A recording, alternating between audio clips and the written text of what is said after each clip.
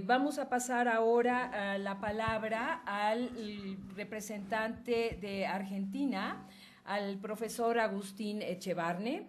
Él es economista, estudió en la Universidad de Buenos Aires y tiene dos maestrías, una de ellas en Desarrollo Económico por el Instituto de Estudios para el Desarrollo Económico ISBE de Italia. Es profesor de Economía en la ESADE y en la Universidad de Buenos Aires, además de la Universidad de Belgrano.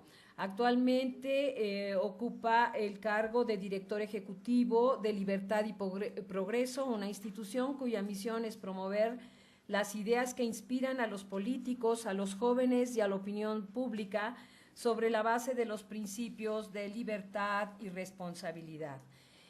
Fue fundador y director del Foro Republicano, cuyos principales objetivos son mejorar la participación ciudadana en la política y el desarrollo de las reformas que pueden proporcionar una mejor vida institucional. Entre otras membresías, es parte del Instituto de Ética y Economía Política de la Academia Nacional de Ciencias Morales y Políticas de Argentina. Ha dictado múltiples conferencias en foros internacionales y en esta ocasión le agradecemos que esté con nosotros esta mañana. Bienvenido. Muchas gracias, Silvia. Yo quiero agradecer antes que nada la invitación a venir aquí, que es un extraordinario, gracias al CISAN y a la Fundación Naumann. Para mí es la primera vez en México, así que tengo una ventaja adicional poder haber venido. Y yo vengo del sur, desde Argentina. Y ustedes saben que los argentinos en América Latina solíamos tener una fama bastante mala en términos de que éramos muy arrogantes, ¿verdad? Y tengo un gran amigo cubano que él dice que cuando llegó a la Argentina se dio cuenta que el mejor negocio del mundo era comprar un argentino por lo que valía y venderlo por lo que cree que vale. Pero los argentinos venimos sufriendo 80 años de decadencia. Así que luego de 80 años de decadencia, mi amigo Armando Rivas, cubano, me dice, hoy el negocio es el inverso. Hay que comprar a los argentinos por lo que creen que valen y venderlos porque auténticamente todavía valemos algo, ¿verdad? Y desde esa perspectiva, quiero decirles también que tengo una visión donde venir a México a tratar de hacer un análisis de lo que han hecho aquí, viniendo desde lo que hemos hecho nosotros en Argentina, tal vez la única recomendación que podemos dar es no nos copien. ¿No? Bien, pero dicho eso, desde tal vez para mostrar el marco conceptual, que tal vez es un poco distinto del de Francisco, es interesante, desde distintas perspectivas podemos llegar a algunas conclusiones similares. Yo tengo una visión muy optimista con respecto al mundo. Nosotros vemos un progreso extraordinario de los últimos 200 años. El progreso de la humanidad ha sido fantástico. En los últimos 40 años hemos bajado 2/3 la pobreza del mundo. O sea que realmente es un avance muy importante. Nos queda todavía, y es muy bueno que nos muestren todos los problemas que todavía tenemos, porque entonces los vamos a poder solucionar. Pero realmente el avance ha sido fantástico. Hemos pasado de un promedio de expectativa de vida hace apenas 200 años, que en la historia del mundo 200 años es muy poquito tiempo, pasamos de 30 años de expectativa de vida a 75, 85 en los países más desarrollados, 75, 76 en México, 74 en Argentina, y aún en los países más pobres de la Tierra, como en el Congo, hoy viven 50 años de expectativa en promedio, pero hace 200 años vivían 25. O sea, se han duplicado. Hemos eliminado 10.000 enfermedades, hemos bajado la mortalidad infantil de una manera espectacular. Vamos bien, vamos bien. Tenemos que mejorar, sin duda, y está bueno que nos pongan todos esos temas. El comercio, para nosotros, ha sido siempre un motivo de civilización. El comercio es anterior a los estados. El comercio nos ha permitido dulcificar las costumbres, como decía Montesquieu, y nos ha permitido vencer los prejuicios. Imagínense ustedes lo que es el comercio. Para poder comerciar, uno tiene que primero suprimir todas esas ansiedades belicosas que tienen los seres humanos. Lo más natural del ser humano era pegarle un garrote al otro. El comercio necesita la hospitalidad. O sea, llega una persona desconocida y tenemos que darle hospitalidad, alimento, abrirles las puertas de nuestras casas. Es decir, que realmente el comercio es algo muy, muy positivo. Y ha fructificado en todos los lugares donde hay libre comercio. Ahora, los tratados de libre comercio hablan de otra cosa. un tratado de libre comercio debiera tener una carilla. Tenemos amistad, paz con México y hacemos un comercio libre. Listo, ya está. Ahora los tratados de libre comercio son gordos y tienen un montón de páginas. ¿Por qué? Porque en realidad son acuerdos de regulaciones comerciales. Y entonces estamos acordando una cantidad enorme de cuestiones, en vistas de ir promoviendo el libre comercio, de ir abriéndonos unos a otros. Y es un proceso, son procesos que duran largo tiempo. Ahora, en el caso del Telecán, que llevan 20 años, creo que es un momento sumamente interesante el hacer un análisis. Bueno, ¿qué ha pasado hasta aquí? Y vamos a mostrar unos pocos números. Siempre ha habido excusas para eliminar el comercio. Desde el proteccionismo de Colbert, que tenía esas ideas raras de que las exportaciones son buenas, las importaciones son malas, y lo que hay que hacer es acumular cantidad de oro. Bueno, hasta ideas como la de List, que había que proteger a las industrias infantes, es decir, las industrias nacientes. Hoy esas industrias tienen barbas blancas, es decir, ya son viejos porque están hace un montón de años y nunca han logrado la eficiencia a través del proteccionismo. Pero, sin embargo, en nuestras universidades se siguen hablando de estos temas. Y en Argentina tuvimos un gran economista que fue Raúl Prebisch, tal vez el principal economista argentino, y para mí la peor influencia que hemos ejercido sobre América Latina. Toda esa teoría de la dependencia que hemos generado y llevado basada en una idea errónea, que era la idea del deterioro de los términos de intercambio. Se decían que nuestras exportaciones primarias bajaban de valor, mientras que los bienes manufacturados que importábamos subían de valor. Y de esa manera los países centrales explotaban a los países periféricos. Pero ¿cuál era el problema? Que era falsa. Primero porque no hay tal cosa como el deterioro de los términos de intercambio en contra de las materias primas. No existe. Si miramos los últimos 120 años, estamos en los mismos niveles. Pero además, esa comparación era falsa aún en la época de Prebisch, que él tomaba unos años con la tesis de Prebisch y Singer que mostraba que se había deteriorado cerca de un 30% en algunas décadas. Sin embargo, también era falso, porque piensen un segundo, ¿qué son los bienes que importamos? Son manufacturas. Y las manufacturas no las podemos comparar en precio a lo largo de varias décadas, por la sencilla razón de que cambian. Lo que olvidaba Prebisch es que el sistema capitalista es el sistema de destrucción creativa. Se cambia, se producen productos nuevos y desaparecen los antiguos. Cada computadora tenemos todos los años, valen más o menos lo mismo. Pero ¿qué ocurre? Que un computador de hoy es 1 millón de veces, tiene mayor capacidad que un computador de hace 40 años. Y además son un poco más baratas, de modo tal que no hay nada que ha bajado más de precio que las computadoras, que la tecnología. Piensen en la música. Yo me acuerdo cuando empezamos a bailar en mi casa, era con un wincofón. Muchos de acá son más jóvenes, no se acordarán lo que era, pero era un tocadiscos con discos de pasta que se escuchaba muy simpático, pero realmente no exactamente igual de bien. Y hoy con un iPad, un iPod, podría tener una biblioteca entera de discos de pasta en un solo instrumento. ¿Cómo comparamos eso? Una cosechadora en Argentina de hace 30 años comparada con una cosechadora de hoy. Hoy se produce 10 veces más rápido la cosecha, pero además la persona que la maneja está aislada del polvillo que le generaba enfermedades, encima tiene un GPS que lo conecta con el mundo, tiene un sistema para detectar cuántos fertilizantes se necesita en cada hectárea, tiene una computadora a bordo, tiene música, aire acondicionado, es otro producto. Vale un poco más caro, tal vez, pero es otro producto, no se puede comparar. Con lo cual la tesis era falsa. Tal vez esa es la principal misión que tenemos hoy los argentinos, es recordarles a los latinoamericanos, Prebisch estaba equivocado. Fue nuestro mayor economista, pero lamentablemente estaba equivocado. Otra forma son las recesiones, pero no sé cómo vengo de tiempo. Simplemente, antes de analizar a lo que ocurre en México, me gustaría, luego lo vamos a ver en el caso de China especialmente, pero si miramos las cifras de Gapminder, yo tomo Gapminder porque Hans Rosling es un médico sin fronteras sueco, de forma tal que él trataba de salvar al mundo una persona a la vez, hasta que se dio cuenta que era imposible. Y entonces se dio cuenta que la mejor manera de resolver la pobreza en África era hacer sexy statistics, es decir, estadísticas con un poco de sex appeal. En sus números, China de 1979, y si comparamos con Estados Unidos era 23 veces más rápida. En aquella época hubo una frase que yo no sé si es auténtica, luego me la dirás, de Deng Xiaoping, que decía, No importa el color del gato, lo que importa es que case ratones. Lo que es cierto es que China empezó a abrirse al capital occidental, es decir, a esos capitales explotadores. Recibió capitales explotadores de Europa y capitales explotadores de Estados Unidos. Y abrió su comercio. ¿Y qué ocurrió?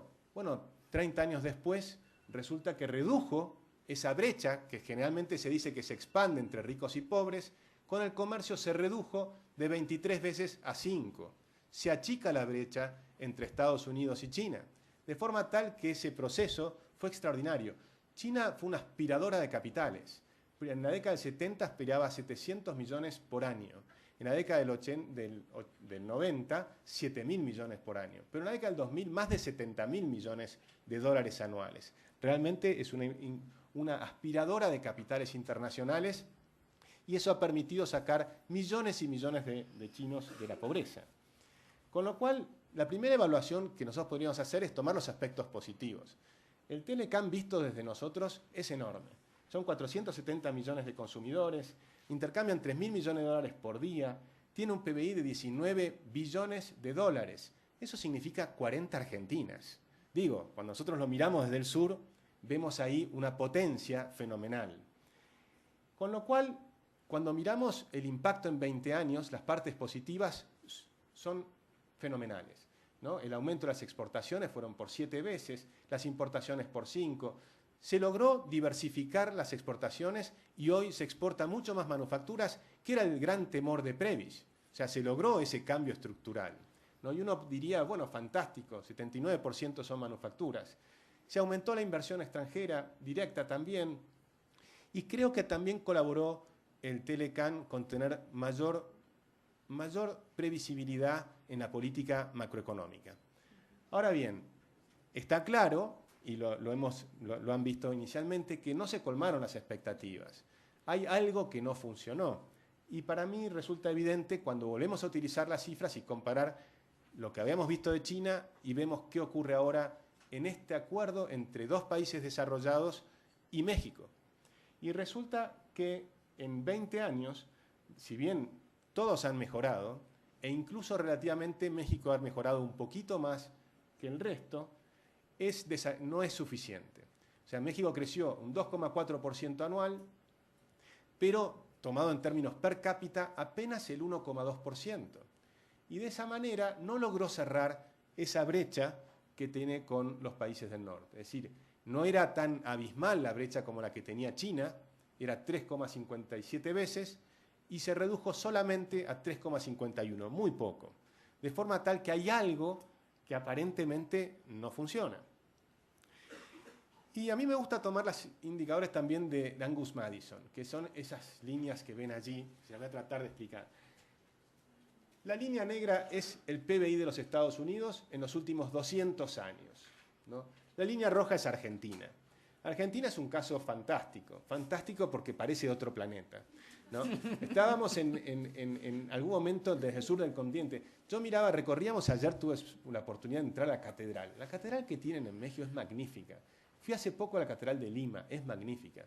Cuando vengan a la catedral de Buenos Aires van a ver que estábamos en los confines del Imperio Español. Y desde ese lugar lejano de la tierra, y pobrísimo y desierto, logramos una maravilla. Logramos alcanzar en algún momento incluso a los Estados Unidos. Es decir, durante muchos años estábamos muy cerca de Canadá, que es esta línea azul, y también de Suecia. Pero luego, hace cerca de 80 años, empezamos una larguísima declinación. Y ahora estamos al nivel promedio de América Latina. Con lo cual, aquí aparece México. Y México, que también tuvo una declinación y se mantiene aquí abajo durante muchos, muchos años, en estos, y ahora vamos a amplificar estos últimos años para observar que realmente no se ve un despegue. La línea negra es México. No se logra ver un despegue como uno hubiese esperado con este Tratado de Libre Comercio. ¿Eso qué significa? Que el libre comercio no es todo. Claramente, un tratado de libre comercio no es suficiente. Vemos también ahí, bueno, la línea roja es de Argentina, que ahí se ve una suba muy grande. No se preocupen, ya vamos a caer. Entonces, simplemente por dos motivos. Una, porque el gobierno engaña las estadísticas, con lo cual ese número no es real. y otra porque lamentablemente, y lo digo en realidad con mucho dolor, estamos nuevamente entrando en una crisis, a pesar de que tenemos el mejor momento de los precios de los commodities y las tasas de interés más bajas de todas las épocas. Lo cual que en este momento logremos entrar en una crisis es un fenómeno de la maldad difícil de igualar, ¿no? Pero más allá de eso me interesaba ver que el caso de México no es igual que el de Chile.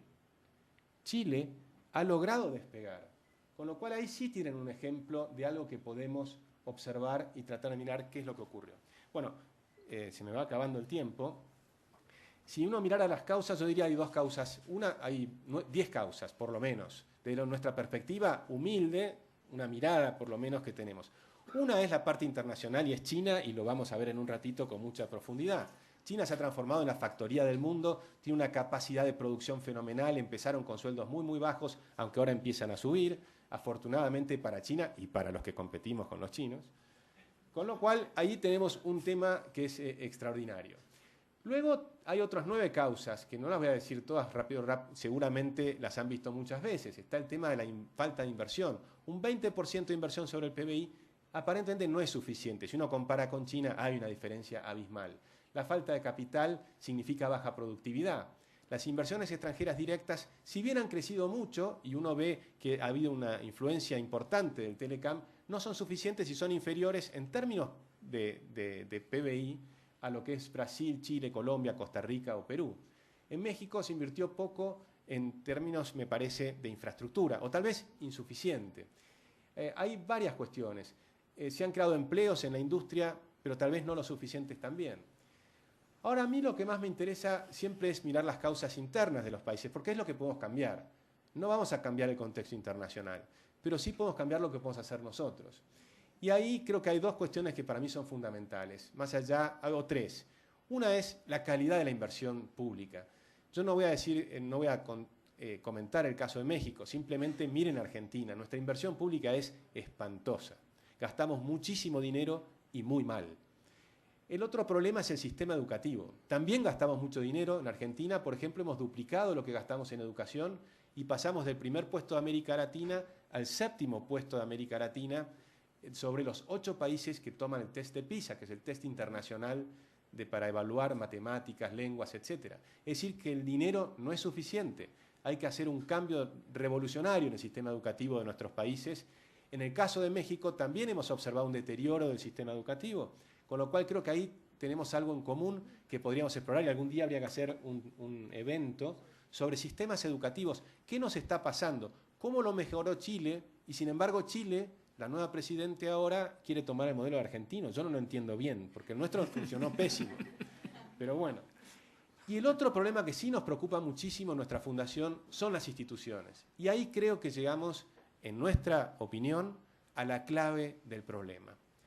Y las instituciones, tengo poquito tiempo ya, ¿no? Pero voy a ir directamente a un índice que elaboramos en la fundación, que lo hace el profesor Martín Krause, y lo que hace es tomar 8 indicadores internacionales, 4 instituciones políticas, 4 instituciones de mercados. Es decir, cómo se toman las decisiones que se toman de decisiones mancomunadas políticamente y cómo se toman las decisiones en los negocios a diario. Son 8 indicadores internacionales, 2 del Banco Mundial, Transparency International, Freedom House, y los de instituciones de mercados es el Doing Business, el Haciendo Negocios del Banco Mundial, la competitividad global es el Foro Económico Mundial, la Heritage Foundation tiene un índice de libertad económica y hay otro que nos interesa mucho, es el del Fraser Institute de Canadá. Es decir, son 8 miradas internacionales resumidas en un solo índice. Y lo interesante es que esto lo llevamos no hace tanto tiempo, pero hace 8 años. Este es el 8º indicador y esto es una primicia, pero todavía no lo divulgamos, así que por favor no lo comenten, porque Martín lo va a presentar el mes próximo en Buenos Aires. El índice de calidad institucional, México ha caído 14 lugares. Y este creo que es la clave. ¿Por qué pasaron del puesto 75, que no es muy bueno, sobre 192 países, al puesto 89? Por supuesto, no copien Argentina, nosotros lo hicimos mucho peor. Nosotros logramos caer en estos 8 años 41 lugares, es decir, hasta el puesto 132. Digo mucho peor desde nuestra visión, porque hay otras visiones. Por ejemplo, según nuestra presidente, estaría diciendo, en realidad el índice hay que hacerlo al revés. Porque si ponemos los que están en los últimos lugares en los primeros, Bueno, eso es lo que está buscando la Argentina. Y vamos a verlo por qué. Porque en las primeras 15 posiciones, en lo que nosotros consideramos las primeras 15 posiciones, aparecen Nueva Zelanda, Finlandia, Suiza, Dinamarca, Suecia, Australia. Fíjense que esto no es un problema de derechas e izquierdas. Es decir, hay países que tienen mayor gasto público, como Suecia, en el 5º lugar, y muy altos impuestos. Y países como Nueva Zelanda, que tienen mucho menores impuestos y menor gasto público, que está en ese caso en primer lugar. Pero los 4 primeros países, Nueva Zelanda, Finlandia, Suiza y Dinamarca, se han alternado en los primeros 4 puestos durante los últimos 15 años. Ahora, si observamos los 15, uno diría, esos son los países que queremos tener de modelo. No todos. Algunas personas prefieren buscar como modelo los que están en las últimas 15 posiciones. Entonces, en nuestro país estamos buscando parecernos a Venezuela, a Cuba, a Corea del Norte, hemos estado acercándonos últimamente a Corea del Norte, a Irán, es decir, hay distintas visiones. Pero volviendo a la nuestra, que es ir hacia las primeras posiciones, entonces veamos qué ocurre en América Latina. Bueno, en toda América. En toda América, si nosotros dijéramos hacia dónde tenemos que apuntar, los primeros lugares serían Canadá, Estados Unidos, Chile. Y por eso recalco Chile. Chile está en el puesto 22 a nivel mundial desde hace 8 años que tomamos el indicador. Tal vez ese es el motivo por el cual en el gráfico anterior veíamos cómo está aumentando. Es decir, no es solo libre comercio. Chile ha hecho tratados, creo que son 60 tratados de libre comercio con el resto del mundo. Claramente el libre comercio es un tema para Chile. Y son tratados bilaterales precisamente por todo lo que nos contaba Francisco. Los temas multilaterales están funcionando bastante mal. Pero los tratados bilaterales le han permitido a Chile tener libre comercio con el 85% del PBI mundial.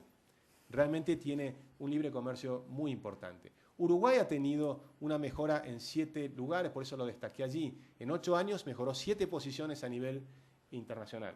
Pero Venezuela y Cuba están en los últimos 2 lugares. En Argentina, desde hace 10 años, nos vienen insistiendo que nuestro modelo es Venezuela y Cuba. Con lo cual, si damos vuelta, realmente nos estamos acercando a ese modelo. Y para algunos estamos yendo muy bien. Sin embargo, creo que, dejando la ironía de lado, realmente tenemos que tratar de imitar a los países que han logrado salir de la pobreza y han logrado un desarrollo fenomenal. En el caso de Chile, en el mismo lapso que Argentina pasó de una pobreza del 5% a la pobreza que tenemos hoy, que es el 27 o 28%, no tenemos buenas estadísticas, así es que no lo sabemos. Ustedes saben que en The Economist aparecen 50 países y hay uno solo con un asterisco que dice "is not reliable". Es decir, no tenemos estadísticas confiables en Argentina. Pero según nuestra visión, cerca de un 27%, subimos, somos uno de los poquísimos países del mundo que aumentamos la pobreza, del 5% al 27%. Yo hace muchos años que vengo escribiendo artículos que ya hablo de la X de la pobreza. Chile bajó 2/3 la pobreza y hoy tiene una pobreza que es la mitad que la Argentina. Es decir, que Chile, a pesar de que tiene un índice Gini malo, el punto es que siguen teniendo desigualdad, pero en lugar de estar aquí, están aquí. ¿Y uno dónde prefiere estar? ¿Aquí o acá? Lo que importa es salir de la pobreza. Luego veamos, pero salir de la pobreza ya es algo muy importante. Muchas gracias.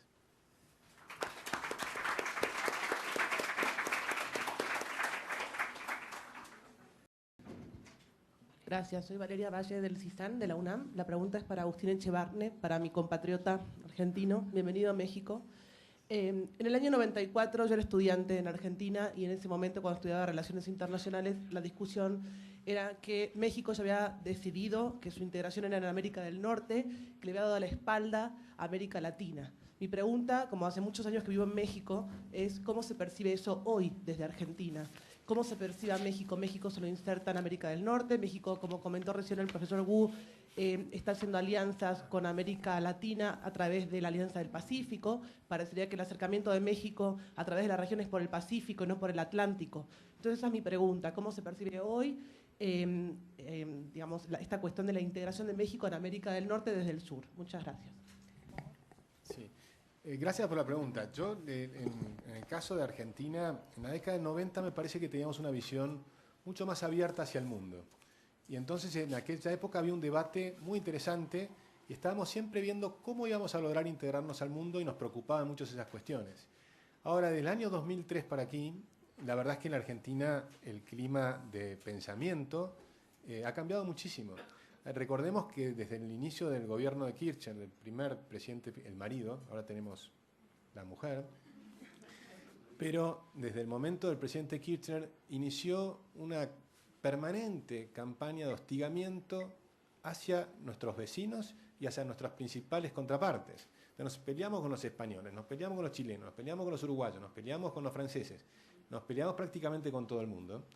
Entonces, evidentemente, la visión que se tiene hoy es más de una discusión interna entre los argentinos que todavía no tenemos resuelta y que tenemos que ir viendo hacia el exterior.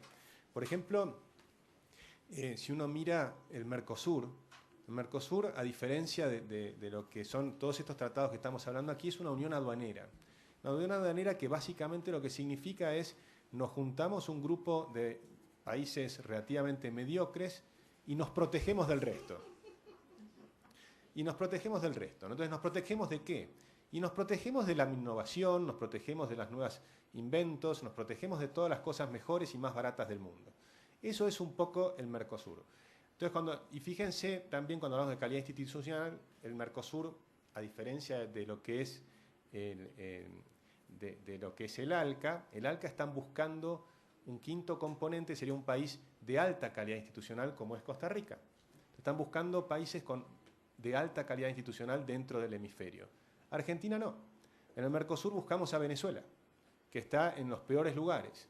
Es decir, que realmente tenemos todavía un debate interno dentro de Argentina que creo que se va a ir resolviendo en los próximos 2 años porque las crisis tienen una parte positiva, que eso nos enseñan siempre los chinos, que son las oportunidades. Y este caso es la oportunidad de comprender de lo que estamos pensando está equivocado.